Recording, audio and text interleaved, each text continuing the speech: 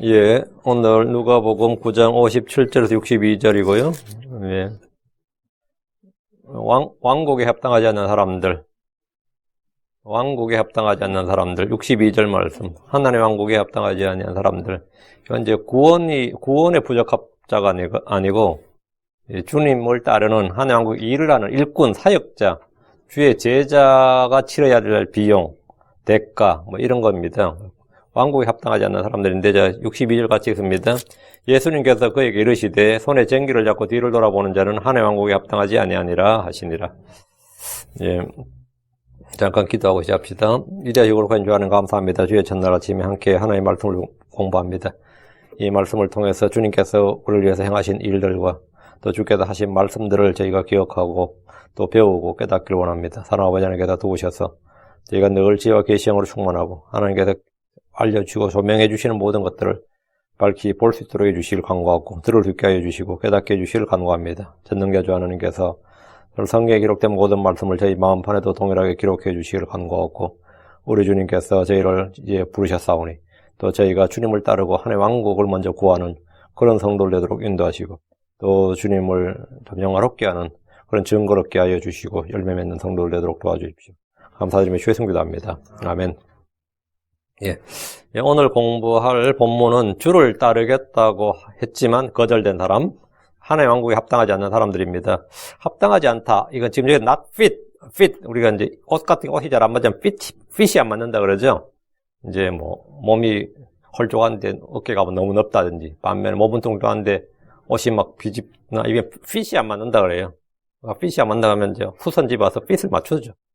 여기 이제 왕국에 합당하지 않다 이 말도 뭐냐면 이제 예.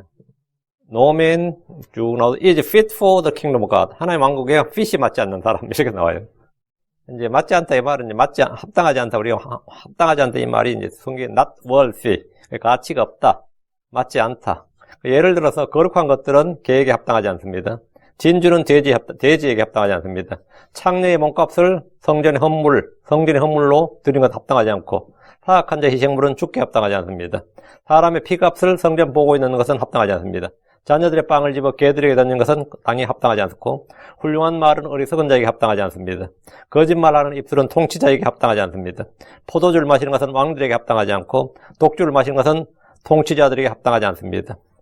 음란한 말, 농담, 헛된 말 하는 것은 성도들에게 합당하지 않습니다. 합당하지 않다 이거. 잘 안 맞다 이거. 어울리지 않는다 이거. 이와 같이 주께서 합당하지 않다고 하신 것들이 있는데 하나님의 왕국에 합당하지 않는 사람들도 있습니다. 마태복음 22장 8절에 그 뒤에 자기 종들에게 이르되 결혼식은 준비되었으나 초대받은 자들이 합당하지 아니하니라. 결혼식에 사람을 막 초대를 했는데 초대받은 자들이 합당하지 않다 이거예요. 하나님은 모든 사람들을 위해 죽으셨습니다. 그분께서 모든 사람을 위해 죽으셨다는 것은 복음의 은혜는 차별이 없고 모든 죄인들은 다 구원받을 수 있는 근거가 마련된 겁니다. 주께서 모든 사람을 위해 자신을 대속물로 주셨습니다. 디모데전서 2장 6절에 그분께서 정하신 때에 증언을 받기 위해 모든 사람을 위한 대속물로 자신을 주셨느니라. 모든 사람을 위해, 많은 사람을 위해 아닙니다. 모든 사람을 위해. 몇몇 사람을 위해서 아니에요. 모든 사람을 위해. for all. 모든 사람을 위해서 자신을 주셨느니라. 예수 그리스도는 모든 사람의 구원자십니다. 구원을 가져다 준 하나님의 은혜가 모든 사람에게 나타났습니다. 구원에 합당하지 않는 사람은 없습니다. 그 사람은 구원에 합당하지 않다. 구원에 합당하지 않다 그러면 뭐죠? 복음을 받아들이지 않는 사람이 구원에 합당하지 않는 사람이에요. 복음을 받아들이지 않는 사람이 구원에 합당하지 않는 사람이라고. 구원받을 수 없는 사람이 있다면 그는 복음을 믿지 않는 사람, 하나님의 은혜를 멸시하고 세격거를 바꾸는 사람, 주 예수님을 부인하는 사람입니다. 죄를 시인하지 않고 회개하지 않는 사람은 구원을 받을 수 없는 사람이라고 할 수 있습니다. 우리 주님은 사람을 외모로 차별하지 않습니다. 인종이나 성별이나 종교나 언어나 민족이나 국가나 재물이나 학력이나 사람의 인격이나 그동안 어떤 일을 했고 어떻게 살았느냐는 구원에 아무런 요건이 되지 않습니다. 아무런 걸림돌이 되지 않습니다. 그동안 그 사람이 살아온 삶의 궤적을 봤을 때, 그 사람의 삶의 행적을 봤을 때, 참은 인간이라고 할 수 없지. 이런 삶의 행적, 궤적도 주님 앞에서 구원에는 아무런 문제가 되지 않는다 이거예요. 사람들은 누구든지 구원받을 수 있습니다. 주께서 다 내게로 오라고 하셨습니다. 계시록 22장 17절에 성령과 신부가 말씀하시길 오라 하시는도다. 듣는 자도 오라 할 것이요 목마른 자도 올 것이요 또 누구든지 원하는 자는 값없이 생명수를 취하라. 누구든지 다 내게로 오라. 이게 오라. 듣는 자도 오고 목마른 자도 오고 누구든지 원하는 자는 원하기만 하면 됩니다. 주께서는 누구든지 원하기만 하면 구원받을 수 있도록 모든 것을 행하셨고 모든 일을 마치셨습니다. 우린 주님께서 행하신 일, 주님께서 행하신 일 완성된 사역 위에서 구원받는 겁니다. 그러나 사람들은 주님을 원치 않았습니다. 주께서 말씀하시기를 마태복음 23장 37절에 암탉이 자기 병아리들을 자기 날개 아래 모은 것이 내가 얼마나 자주 내 자녀들을 함께 모으려 하였더냐. 그러나 너희가 뭐하지 않았다? 원치 아니하였도다. 그러나 너희가 원치 아니하였도다. 어둠에 속한 사람들은 빛으로 나오기를 원치 않고 도리어 빛을 미워합니다. 죄인들은 구원자 예수를 원치 않습니다. 죄인이 구원받을 수 없는 이유는 스스로 자기를 구원에 합당치 않는 자로, 자기를 구원에 합당하지 않는 자로 여기는 겁니다. 요한복음 5장 40절에 그러나 너희는 생명을 얻기 위해 내게 오기를 뭐하지 않았다? 원치 아니하는도다. 구원받지 못한 이유는 너희가 원치 않는다예요. 예정론을 주장하는 사람들, 선택설을 주장하는 사람들은 택함받지 못한 자들, 택함받지 않는 자들은 구원받지 못한다고 하지만 이건 거짓말입니다. 주님은 모든 사람이 구원을 받고 모든 사람이 진리의 지식에 이르기를 원하십니다. 원하신다는 건 하나님 뜻이다 이 말입니다. 오늘 우리가 다룰 본문은 일전에 설계했어요. 제자 요건이라는 주제를 한번 다룬 내용입니다. 제자 요건 이렇게. 신자와 제자의 차이를 논하면서 주께서 제자가 될 수 없는 사람을 말씀하셨습니다. 주님은 주께 오는 모든 사람을 다 받아주셨습니다. 구원으로는 다 받아주셨어요. 단 한 명도 거절하지 않으셨습니다. 창녀나 세리들을 주님은 배척하지 않으시고 받아주셨습니다. 나병 환자들이나 미친 사람들을 비롯해 어떤 병자들도 주님은 거절하지 않으시고 다 받아주셨습니다. 주님은 마귀 들린 자들을 받아주셨습니다. 바리새인이나 사두개인들이나 율법사들, 서기관들 근처에 오지 마라 그러지 않았어요. 다 받아주셨습니다. 종교 지도자들 주님 다 받아주셨습니다. 심지어 그들이 다투러 아귀하러 왔어요. 막 믿으려고 한 게 아니라 올무에 걸려고 다투려고 온 사람들을 주님은 다 받아주셨습니다. 주님 어린아이들을 받아주셨고 이방인들을 받아주셨습니다. 주께서 내게 합당하지 않다고 한 사람은 아무도 없습니다. 아무도 없어요. 요한복음 6장 37절에 아버지께서 내게 주시는 모든 자는 내게로 올 것이요 내게 오는 자는 내가 결코 내쫓지 아니하리라. 결코 내쫓지 내게 오는 자는 내가 결코 그 사람이 전직이 뭐든지 지나온 행적이 어떻든지 그 사람이 어떤 사람 주님은 속을 다 아시죠. 근데 나는 결코 내쫓지 아니하리라. 주께서는 다 내게로 오라고 하셨는데 구원으로 초대입니다. 주님은 자기 종들에게 마태복음 22장 9절에 그런즉 너희는 큰 길로 나가서 만나는 자들을 다 혼인잔치에 초대하라. 만나는 자들을 다. 그게 너희가 뭐 필터링 하지 말고 사람을 필터링 하지 말고 다 오라. 다 초청하라. 다 초대하라. 다 초대하라. 다. 만난 자들 다 초대하라.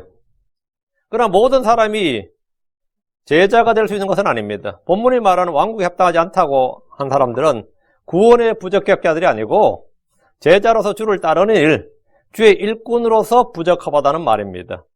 주께서 어떤 사람을 향해서 합당하지 않다는 것은 구원의 거절이 아니라 제자됨의 거절입니다. 구원은 누구나 받을 수 있습니다.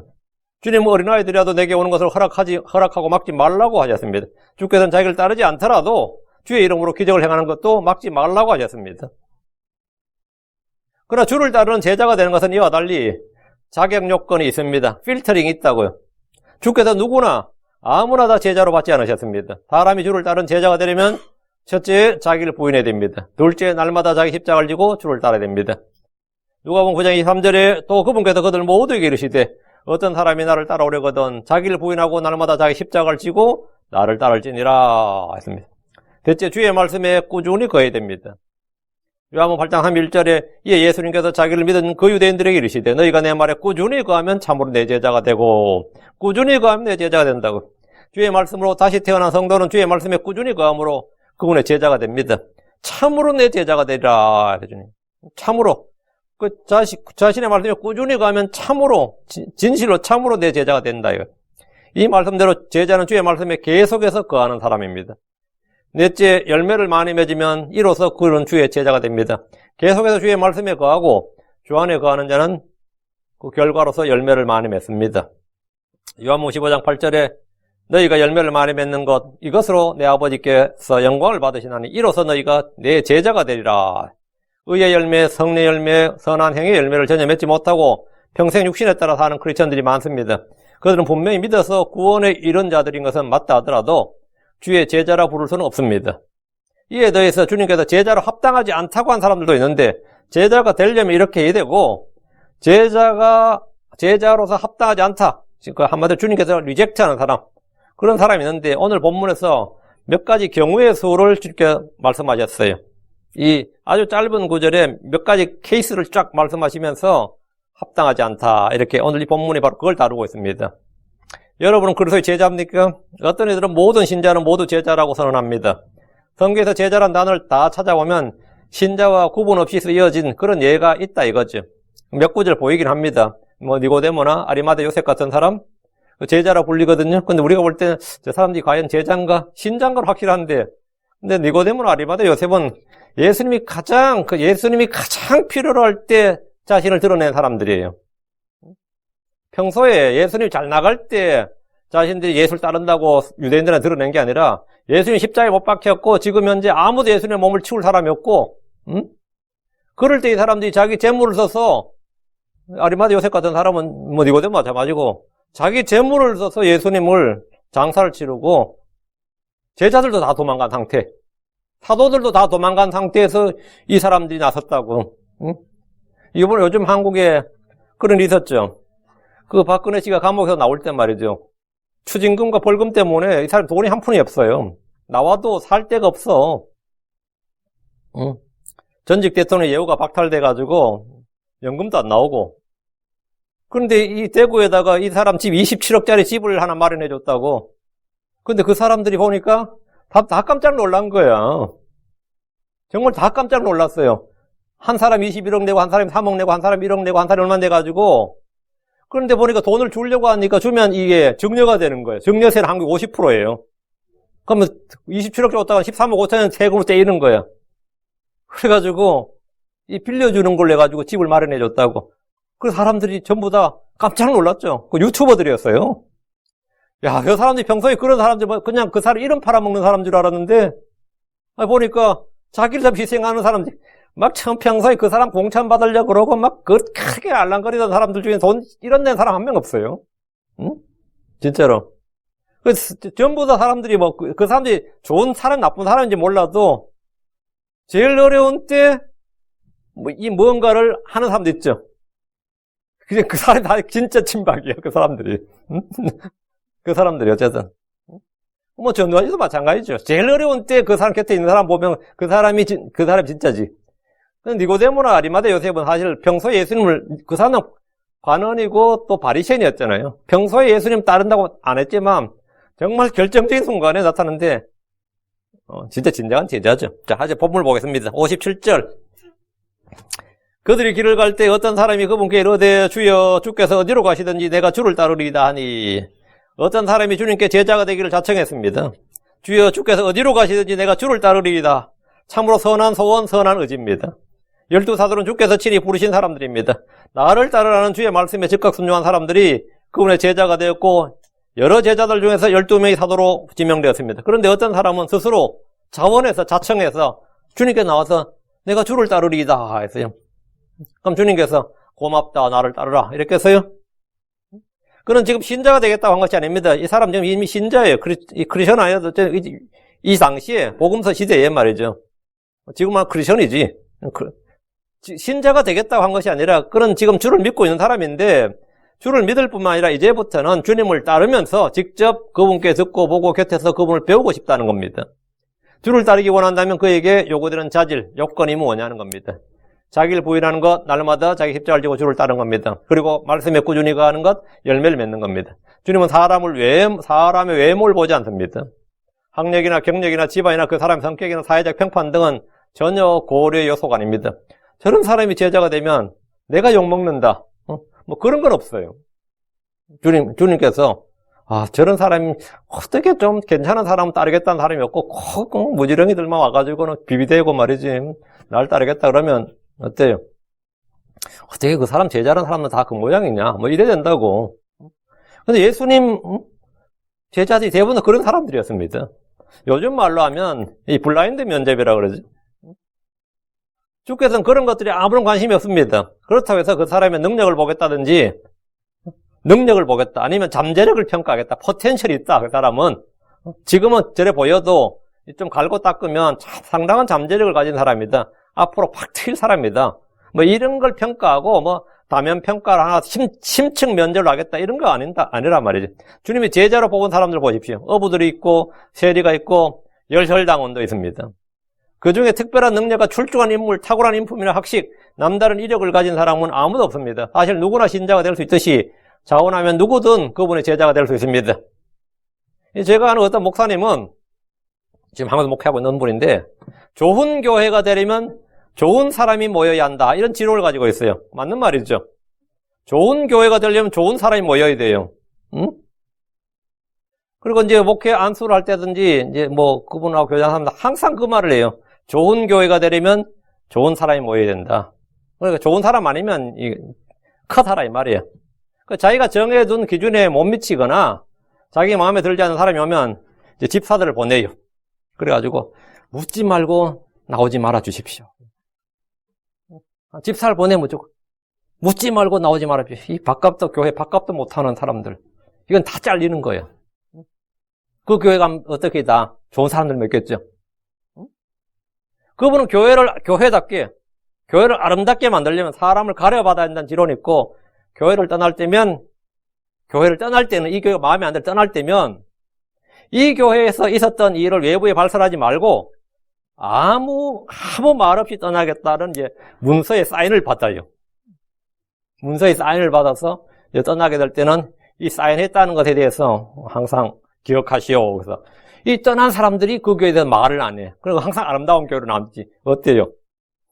그 사람들이 나만 말 못해. 예, 사인을 했단 말이지. 외부에 발설하지 않고 아무 말 없이 떠나겠다는. 이것은 클럽이나 모임, 사회단체, 이익단체 모임이지 성도들의 모임이 아니고 전혀 예수 그리스도의 교회라고 말할 수 없습니다. 이 교회가 어떤 교회인지 말 안 할게요. 58절. 예수님께서 그에게 이르시되 여우도 굴이 있고 공중에 새도 보금자리가 있으되 사람의 아들은 머리 둘 곳이 없도다 하시고, 주께서는 주님을 따르겠다는 사람의 소원과 의지를 높이 평가하지 않으셨습니다. 주님은 그에게 여우도 굴이 있고 공중에 새도 보금자리가 있으되 라고 하셨습니다.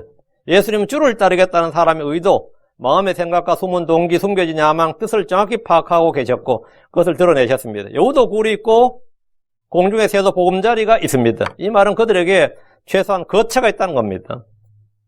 하나님은 공중의 새들, 까마귀들에게도 먹을 것을 주십니다. 들의 백합화 풀에게도 입을 것을 주십니다. 주님은 제자들에게 마태복음 6장 25절에 너희 생명을 위해 너희가 무엇을 먹을까 혹은 무엇을 마실까, 너희 몸을 위해 너희가 무엇을 입을까 염려하지 말라. 생명이 음식보다 소중하지 않으며 몸이 옷보다 소중하지 아니하냐라고 하셨습니다. 주님은 성도들에게 아무것도 염려하지 말라, 그런 것들은 생각하지도 말고 말하지도 말고 구하지도 말라고 하셨습니다. 마태복음 6장 31절에 그러므로 염려하여 우리가 무엇을 먹을까 혹은 무엇을 마실까 혹은 우리가 무엇을 입을까 말하지 말라. 이건 아예 말하지 말라는 거예요. 주님 이런 것들에 대해서 구하지도 말라고 하셨습니다. 왜 그런 겁니까? 주께서 그것들을 주시기 때문입니다.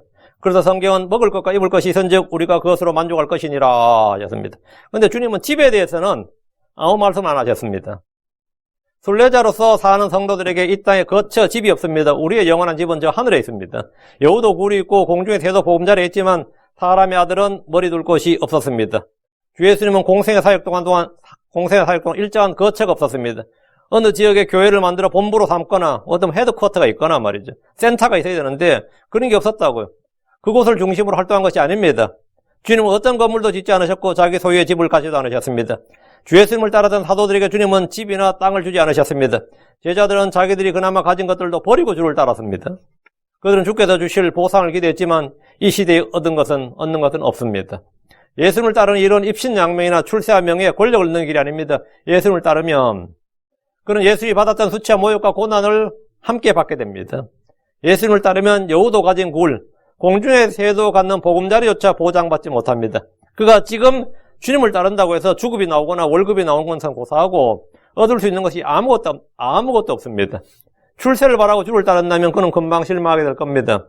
주를 따르는 제자의 삶은 무언가를 얻는 것이 아니라 자기를 잃는 것입니다. 자기의 가진 것, 자기를 잃는 겁니다. 주님의 이 말씀은 제자가 되려는 사람의 허영심과 헛된 영광을 추구하는 그의 마음을 정확히 지적하신 겁니다. 난 너에게 줄 것이 없다 이거예요. 예수님은 주의 제자가 되겠다는 그의 결정에 따를 결과에 대해서 생각해 보도록 하셨습니다. 주께서 제자 요건을 말씀하시면서 그 치를 대가에 대해서 계산해 보라는 겁니다. 뒤로 가서 누가복음 14장으로 갑니다. 28절. 계산해 보라 이거예요. 계산해 보라. 너희 중에 누가 망대를 세우려 할 때 자기가 가진 것이 그것을 완성하기에 충분한지 먼저 앉아서 그 비용을 계산하지 아니하겠느냐 했어요. 지금 여기 문맥이 뭐죠? 바로 능히 내 제자가 되지 못하리 27절 나오죠. 능히 내 제자가 되지 못하리라 너희 중에 이래 나오죠. 그 제자 요건을 지금 말씀하고 있단 말이죠. 그 제자 요건이 뭐냐? 응? 집을 짓기 전에 먼저 예산을 세우고 비용을 계산하지 않는 사람이 없습니다. 그렇듯이 마찬가지로 주를 따르고자 하는 자는 그가 치를 비용에 대해서 생각해보라, 계산해보라 이 말이죠. 14장 31절 또는 어떤 왕이 다른 왕과 전쟁을 하려 할 때 자기를 치려고 2만 명을 거느리고 오는 자를 자기가 10,000명으로 당해낼 수 있을지 먼저 앉아서 곰곰이 생각해보지 아니하겠느냐. 응? 제자가 되기 위해서도 전쟁을 치르는 왕과 같이 먼저 곰곰이 생각해보라는 겁니다. 그럼 제자가 치러야 할 비용과 대가가 뭐냐 이거예요. 그럼 너희 중에 누가 망대를 세우려 할 때에 자기가 가진 것이 그것을 완성하기 충분한지 먼저 앉아서 그 비용을 계산하지 않게 먼저 앉아서 먼저란 뭐 미리라면 미리 앉아서 그 비용을 계산한다. 내가 주를 따르겠다, 목회를 하겠다, 신학을 하겠다. 이런 거는 뭐냐? 충분히 그 비용을 계산해야 됩니다. 내가 치를 계산, 기회 비용이라는 거 있죠. 내가 이쪽으로 가면 직장을 얻고 뭘 하고 이렇게 살 수 있는데 그걸 포기하고 이쪽으로 가는 거잖아요. 그런 걸 다 계산해야 된다고. 그런 세크리파이스를 생각 안 할 수가 없지. 누가복음 14장 31절 만장하죠. 이 왕이 전쟁을 한다는 것은 생명을 걸고 하는 거예요. 제가 지금 요즘 우크라이나 전쟁 보면 그 젤렌스키라는 사람 좀 내가 볼 때는 사람 다 푸틴이 미쳤다 그러는데 제가 볼 때는 젤렌스키가 미친 사람이에요. 지금 자국민이 얼마나 많이 죽는지 모릅니다, 지금. 방어 잘한다고 온 세상이 언론이 칭찬해 주지만 칭찬은 자기가 받지만 죽는 건 국민이에요. 지금 몇만 명 죽는지 모릅니다, 지금. 빨리 전쟁을 끝낼 수 있는 방안을 빨리 그걸 외교를 해야 되는데 막 무기 보내줘 달라 끝까지 싸우겠다. 끝까지 싸우면 누가 죽는데? 자기들이 죽어요. 자기들의 기반 시설이 박살나고. 이게 굉장히 내가 볼 때 어리석은 대통령이야. 언론 풀리를 혼자 다 해요. 그러니까 지금 세계 영웅이 돼 있는데 죽는 건 국민입니다. 자기는 안 죽지. 죽는 건 국민이에요.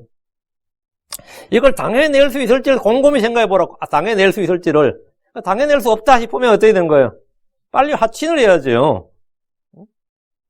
제자가 되기 위해서도 전쟁을 치르는 왕과 같이 먼저 곰곰이 생각해봐야 됩니다.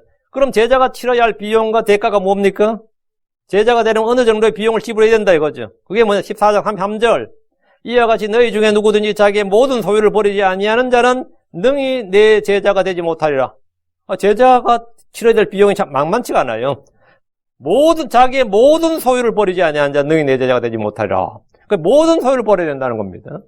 주께 전부를 내어드려야 됩니다.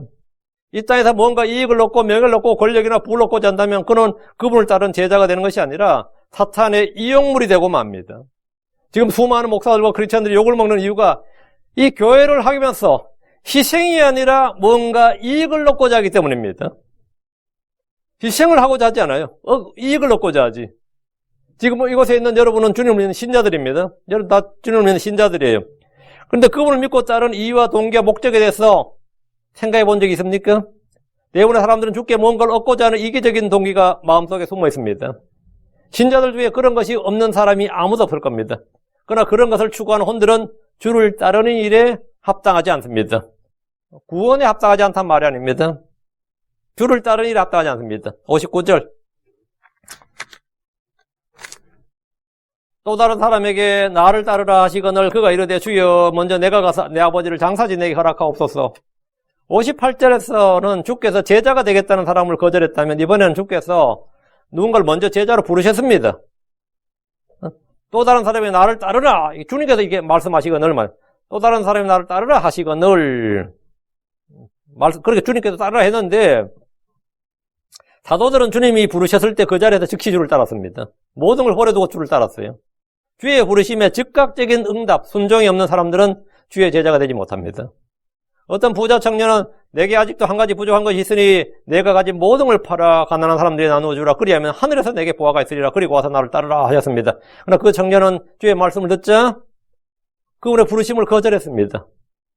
본문의 이 사람은 주를 따르는 말씀에 순종하기는 하겠지만 지금은 아니라고 했습니다. 지금은 때가 아니다. 지금 타이밍이 안 좋다 이거예요. 내가 주님께 부르심을 받았는데 그건 감사한 일인데 지금은 타이밍이 아니다. 적합한 때가 아니다 이거예요. 그 때를 누가 정하는데? 내가 정하는 거예요. 나의 사정을 살펴가면서. 그에게는 주를 따르는 일보다 더 급한 일이 있었고 더 중요한 일이 있었습니다. 나를 따르라는 주의 명령에 대해서는 순종할 의사가 있었어요. 오케이. 순종하겠다 이거예요. 그러나 지금은 주님을 따를 타이밍이 아니란 겁니다. 자기도 자기 인생에 계획이 있었습니다. 그치 59절에 주여 먼저 내가 가서 내 아버지를 장사 지내게 허락하옵소서. 이걸 마저 리즈너블 하죠. 터무니없는 지금 요구가 아니잖아요. 먼저 내가 가서 내 아버지를 장사 지내게 허락하옵소서. 많이들이 주를 믿고 따르고 싶은 마음은 있지만 지금은 할 수 없는 다양한 이유가 있습니다. 지금은 돈을 벌어야 됩니다. 지금은 자식 교육 때문에 은퇴할 때까지는 아무것도 할 수 없다 등등의 다양한 이유를 대며 지금은 아니고 훗날 내가 은퇴하고 나서 내가 생활이 안정되고 나서 모든 문제 해결되고 나서 그때 주님을 따르겠다 이런 식이죠. 주여 먼저 내가 가서 내 아버지를 장사 지내게 허락하옵소서. 이 말은 지금 아버지가 죽어서 상을 치른 중이란 말이 아닙니다. 지금 아버지가 죽었으면 상을 치는데 3일 4일이면 충분하죠. 그게 아니라 지금 아버지는 늙었을 수도 있고 병중일 수도 있습니다. 그의 말은 지금은 내가 주를 따를 형편이 안 된다 이거예요. 아버지 죽고 나서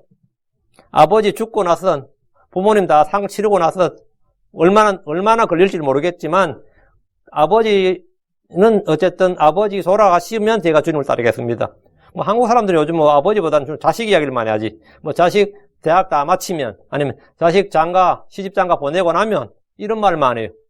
그리고 나면 주님을 따르겠습니다. 근데 막상 그렇게 되면 못 따릅니다. 어쨌든 이 사람은 지금은 주를 따를 형편이 안 된다 이거예요. 지금 그에게 중요한 일은 아버지가 죽을 때까지 함께 있다가 아버지가 죽으면 이제 장사 다 치르고 그리고 홀가분하게 주를 따르겠다는 겁니다. 아버지를 장사 지내는 일은 자식으로서 마땅한 일입니다. 장래 의무는 종교적 의무가 아니라 사람으로서 마땅히 해야 할 일로서 율법을 공부하고 성전 예배를 드리고 회당에 참여하는 것보다 더 중요한 일입니다. 사실 이 말만 들으면 아무도 이 사람을 비난할 수 없습니다. 예수님도 마찬가지지. 아버지 장사 치르겠다는데 누가 뭐라 그래요? 60절 예수님께서 그에게 이르시되 죽은 자들이 자기들의 죽은 자들 장사 지내게 하고 너는 가서 하나님의 왕국을 선포하라. 여기 죽은 자들이 언더라인, 뒤에 자기들의 죽은 자들을 장사 지내게 하고 여기 언더라인. 앞에 죽은 자들은 누구고 뒤에 죽은 자들은 누구예요? 너는 가서 하나님의 왕국을 선포하라. 예수님 먼저 자기 아버지를 장사 지내게 해달라는 말에 죽은 자들이 자기들의 죽은 자들을 장사 지내게 하라 이렇게 말씀하셨습니다. 이 구절에 대해서는 다양한 해석이 있고 성경의 난해 구절들 중에 하나라고 말합니다. 어떤 이는 아람어를 잘못 번역한 것이라고 주장합니다. 어떤 이는 이 구절은 주님이 역설적으로 하신 말씀으로 장례를 반드시 치르라는 뜻이라고 얼토당토하는 해석이 막 나와요. 가장 보편적인 해석은 영적으로 죽은 사람들로 하여금 지금 육체적으로 죽은 사람을 장사 지내게 하라 이런 뜻으로 해석합니다. 성경 신자들에게 이 구절은 조금 더 어렵지 않습니다. 죽은 자들이 자기들의 죽은 자를 장사 지내게 하라 할 때 앞에 죽은 자들은 에베소서 2장 1절 5절, 골로새 2장 13절, 에베소 2장 1절 5절, 또 그분께서 범법과 죄들 가운데서 죽었던 너희를 살리셨도다. 앞에 죽은 자들은 뭐라고요? 범법과 죄들 가운데 죽었던 자들 이 말이에요. 범법과 죄들 가운데 죽었던 자들. 다음 5절, 에베소 2장 5절. 심지어 우리가 죄들 가운데 죽었을 때에 우리를 그리스도와 함께 살리셨고 너희가 은혜로 구원받았느니라. 여러분, 심지어 우리가 죄들 가운데 죽었을 때에, 그러니까 앞에 죽은 자들이 자기들의 죽은 자를 장사 지내게 하라 할 때 죽은 자들은 뭐라고요? 예. When we were dead in sins. 그 말은 뭐예요? 죄들 가운데 죽었던 자들 이 말이에요. 뒤로 와서 골로새 2장 13절. 골로새 2장 13절. 또 너희의 죄들과 너희의 육체의 무할례 가운데서 죽었던 너희를 하나님께서 그분과 함께 살리시고 너희의 모든 범법들을 용서하셨으며, 여기 너희의 죄들과 너희 육체의 무할례 가운데 죽었던 너희, 여기 보면 죽었던 너희 나오죠. 그러니까 성경에서 말한 죽었던 자는 어떤 자라고요? 예, 죄들과 육체의 무할례 가운데 죽었던 사람이 말이에요. 그렇게 죽은 사람들로 하여금 자기들의 죽은 자, 뒤에 자기들의 죽은 자 쉽죠? 예, 몸이 죽은 자 말이에요. 우리는 이전에 죽었던 자들입니다. 예. 이 성경 신자들이 이 구절을 해석할 때 죽은 자들 하면 영이 죽은 자들 이렇게 말합니다. 영이 죽은 자들로 하여금 몸이 죽은 자들을 장사 지내게 하라 이렇게. 아담이 범죄했을 때 그날 그는 영이 죽었고 그의 몸은 930년을 살다가 몸이 죽었다 이 말이. 사람 영은 다시 태어날 때까지 죽은 상태라고 보는데 이것도 일리 있는 해석입니다. 여기서 영이 죽었다는 말은 영이 없다는 말이 아닙니다. 영이 없으면 몸도 죽습니다. 불신자들도 모두 영이 있기 때문에 영이 죽었다는 말은 영적 기능, 영적 역할, 활동을 말합니다. 다시 60절. 자기들의 죽은 자들을 장사 지내게 하라. 여기서 죽은 자들이란 몸이 죽은 자들을 말합니다. 똑같이 앞이나 똑같이, 이 죄들 가운데 죽었던 자들로 하여금, 죄들 가운데 죽었던 자들, 그들 장사 지내게, 이렇게 해도 뭐, 이상은 없어요. 근데 이제 여기서 이제 자기들의 죽은 자를 장사 지내게 하라. 이 말은 이제 몸이 죽은 자를 말하는데, 주 예수님은 제자로 부른 사람에게 아버지의 장사 지내는 일은 죄와 불법 가운데 죽은 자들, 영이 죽은 자들에게 맡기라. 이 말입니다. 그래서 너는 나를 따르고, 그건 네가 해야 될 일이 아니고, 제자가 해야 할 일은, 그 제자가 해야 될 그 탑 프라이어리티. 그 가장 우선순위는 주를 따르는 것이고, 하나님의 왕국을 선포하는 것이지, 아버지의 장례를 치르는 것, 자식 장가를 보내는 것, 학교 보내는 것, 이런 게 아니단 말이죠. 가정의 일이나 특히 부모나 자식에 대한 일은 사실 누구에게나 중요한 일입니다. 또 가족의 의무를 소홀히 하는 것은 크리스천이 할 일이 아니에요. 크리스천들은 당연히 가족에 대한 의무를 잘 행해야 됩니다. 그러나 이보다 더 급하고 중요한 일은 주를 따르는 겁니다. 주께서 말씀하시기를 누가복음 14장 26절에 어떤 사람이 내게 오면서 자기 아버지나 어머니나 아내나 자녀나 형제나 자매나 참으로 자기 생명도 미워하지 않으면 능히 내 제자가 되지 못하느니라. 내 제자가 되지 못하느니라. 이것은 가족에 대한 사랑과 의무를 저버리라는 말이 아니라 우선순위를 말한 겁니다. 주를 따르는 제자의 삶은 육신의 정과 욕심을 못 박지 않고 자기를 부인하지 않으면 결코 할 수 없는 일입니다. 다시 누가복음 와서 9장 60절. 너는 가서 하나님의 왕국을 선포하라. 예수님 나를 따르라고 하신 이유와 목적이 바로 이겁니다. 너는 가서 하나님의 왕국을 선포하라. 복음을 전하라는 겁니다. 주께서 우리를 부르신 것도 이와 같습니다.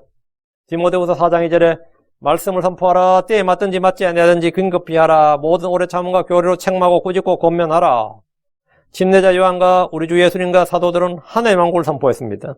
하나님의 왕국은 사람이 다시 태어나지 않으면 볼 수 없고 들어갈 수 없는 왕국입니다. 이 왕국은 성령 안에서 의와 화평과 기쁨입니다. 주께서는 모든 도시와 마을을 두루다니시며 하나님의 왕국의 기쁜 소식을 선포하셨고 보이셨습니다. 12제자가 그분과 함께 했습니다. 우리는 먼저 하나님의 왕국을 구해야 되고 왕국을 선포해야 됩니다. 지금 이 시대의 교회들의 관심은 하나님의 왕국이 아니라 이 교회의 성장과 부흥입니다. 대우는 목회자들의 가장 우선순위 뭐냐면 이 교회의 성장이에요. 전부 다 기도 제목이 겁니다. 교회 몇 명만 더 모이게 해주십시오. 몇 명만 더 모이게 해주십시오. 교회 성장과 부흥을 비전이라 그럽니다. 전부 다 거기에만 집중을 하고 있습니다.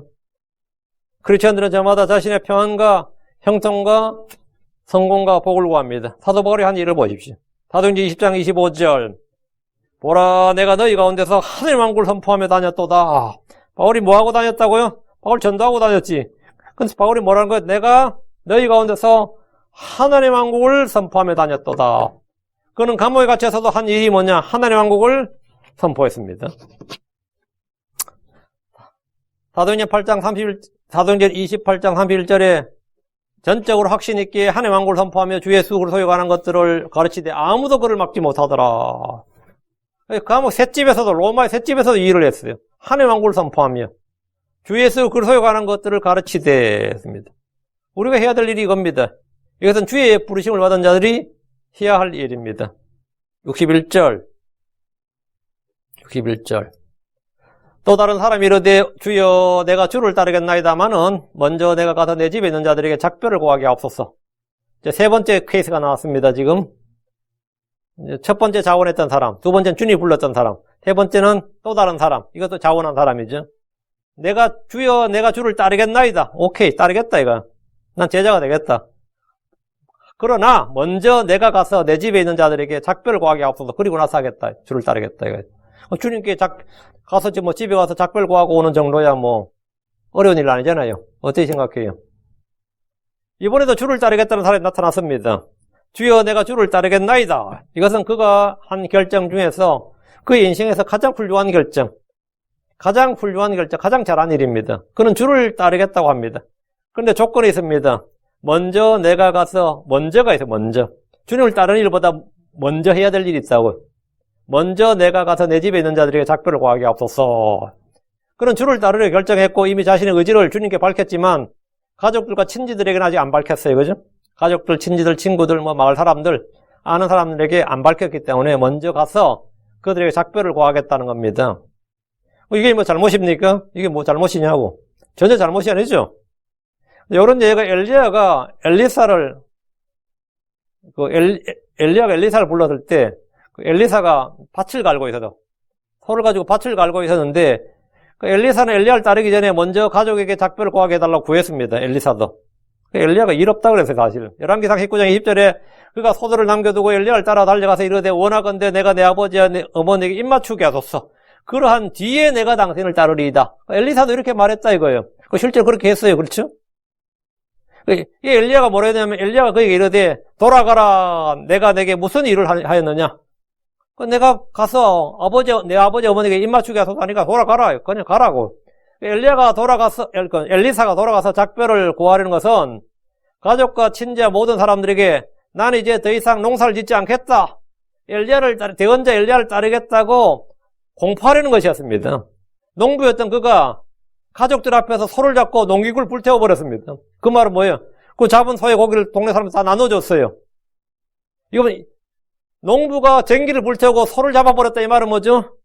더 이상 나는 한마디로 다리를 건너고 나서 다리를 끊어버린 것 같은 거예요. 나의 인생은 여기서 끝이고 이제 나 주를 따르는 나는 엘리야를 따르는 일에 있고 난 뒤를 돌아보지 않는다 이거죠. 그러니까 농부였던 그가 소를 잡고 공개적으로 농기구를 불태워버리고 잡은 소의 고기를 사람 나눠줬으니까 모든 사람들이 엘리사의 결심을 다 알게 되는 거고 이제 엘리사는 이제 더 이상 농사꾼 아니단 말이죠. 이보다 자신의 결심을 더 분명하게 보여주는 일은 없습니다. 열왕기상 19장 21절에 엘리사가 그를 떠나 돌아가서 한겨레 소들을 취하여 잡고 소의 기구로 그것들의 고기를 삶아 백성에게 주니 그들이 먹음에 이에 그가 일어나 엘리야를 따라가며 그를 섬겼더라 했습니다. 분명히 자신의 의지를 보여준 거죠. 이는 뱃사람이 배를 불태우는 것이나 다리를 건너온 사람이 그 다리를 부숴버린 것과 같은 겁니다. 엘리사가 가족에게 작별을 구하려는 것은 더 이상 옛 생활로 돌아가지 않겠다. 더 이상 육신의 정과 욕심에 끌리지 않겠다는 선포였고 이날부터 공적인 사역 주의 일을 하겠다는 공개적인 선언과 결정을 자신이 아는 아버지, 어머니 물론이고 모두에게 선포하기 위함이었습니다. 그럼 누가복음에 이 사람이 지금 주를 따르겠나이다만 먼저 내가 가서 내 집에 있는 자들에게 작별 구하게 하소서. 이거는 엘리사처럼 하겠다는 말이에요? 아니란 말이에요. 지금 그 말은 아닌 거죠. 이 사람이 먼저 내가 가서 내 집에 있는 자들에게 작별 구하게 하소서. 나는 주님을 따를 의사가 있습니다만은 가족들도 동의할지는 모르겠습니다. 가족들의 의견도 제가 좀 참고를 하고 들어봐야겠습니다. 이거예요. 나는 주님을 따르겠는데 가족들이 걸립니다. 마누라가 동의해 줄지, 자식들이 동의해 줄지, 부모는 허락을 할지, 내 아는 사람들의 이 충고도 좀 들어봐야 되지 않겠습니까? 먼저 내가 가서 내 집에 있는 자들에게 작별을 구하게 앞서서 이 말은 인사를 좀 하겠는데, 엘리사처럼 주를 따르겠다는 자신의 결정을 온 집안 사람들이 선포하고 의지를 보여주는 게 아니라 가족들의 의견을 들어보고 가족들의 생각과 사정을 돌아보고 난 뒤에 그들도 다 동의를 하면 그런 뒤에 주를 따르겠다 이 말입니다. 가족들의 동의를 구한 뒤에 가족들도 다 오케이 하면 주를 따르겠다. 어때요? 나도 이제 목회를 하겠다 그러는데 가족들이 안 된다 그러면은 난 진짜 하고 싶은데 가족들이 너무 반대해서 안 돼요. 이런 사람도 있잖아요. 실제로 많이 있지. 그런 사람들 한둘이 아니지. 엄마가 갑자기 반대하고 제가 한 번도 지금 그때 신학 때 교수였는데 선교사로 가려고 했었어요. 자리가 나가 선교사로 가려고 했는데 그 아버지가 야 네가 한국 떠나면 내가 어떻게 사냐 이 한마디에 그냥 주저앉았어요. 그렇지. 제가 딱 들어보니까 그래도 가셨어야죠. 내가 그랬거든. 그래도 가셨어야죠. 그랬더니만은 아빠 그 아버지가 하는 한마디에 제가 그냥 주저앉게 되더라 그러더라고요. 주저앉게 되더라. 응? 그는 가족들에 대한 염려로 가득 차 있었고 언제든지 뜻을 돌이킬 준비가 되어 있었습니다. 자신이 주를 따르겠지만 이 가족들이 동의하지 않고 붙잡으면 언제든지 뜻을 돌이킬 준비가 되어 있어요. 주를 따르겠다가 아니라 주를 따르겠다 해서 안 따르겠다로 뜻을 돌이킬 준비가 되어 있었습니다. 이런 사람은 주를 따르다가도 가족들의 소식을 들으면 언제든지 모든 것을 그만두고 집으로 돌아올 사람입니다. 주님 죄송합니다. 지금 집에 급한 일 생겼습니다. 이런 사람들이란 말이지. 응? 얘는 그에 대해 주께서 하신 말씀을 통해 확실히 알 수 있습니다. 62절 보면 되죠. 62절. 예수님께서 그에게 이르시되 손에 쟁기를 잡고 뒤를 돌아보는 자는 하나님의 왕국에 합당하지 아니하니라 하시니라. 손에 쟁기를 잡고 뒤를 돌아보는 자. 지금 그 사람이 뭐라고요?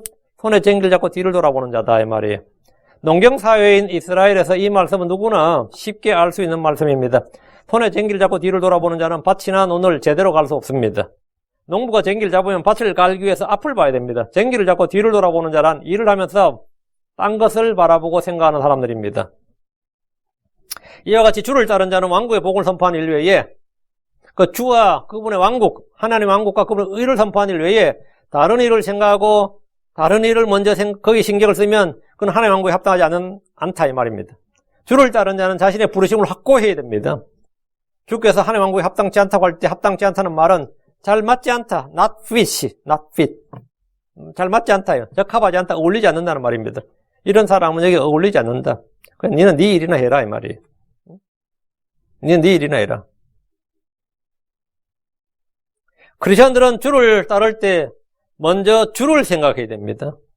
하나님의 왕국을 생각해야 됩니다. 사도 바울은 주의 부르심에 순종할 때 혈육과 의논하지 않았습니다. 지금 제가 이거 설교하다가 생각나는 사람이 한 명 있네요. 저하고 집사람이 같이 어느 미장원을 갔거든요. 제 머리 자른다고. 근데 그분이 여기 감사하는 쌍가지 사랑의 교회에 어느 개척교회를 했다는데 그분도 머리 자르고 나도 같이 앉아서 머리 자르는데 간증을 하던데 온 미장원이 잠잠히 모든 직원이 고요히 그 사람의 간증을 들었어요. 제 머리 자른 원장도 그 사람 간증에 귀를 기울이느라고 내 머리 자르는데 좀 소홀하더라고. 그 사람 간증이 뭔지 아세요?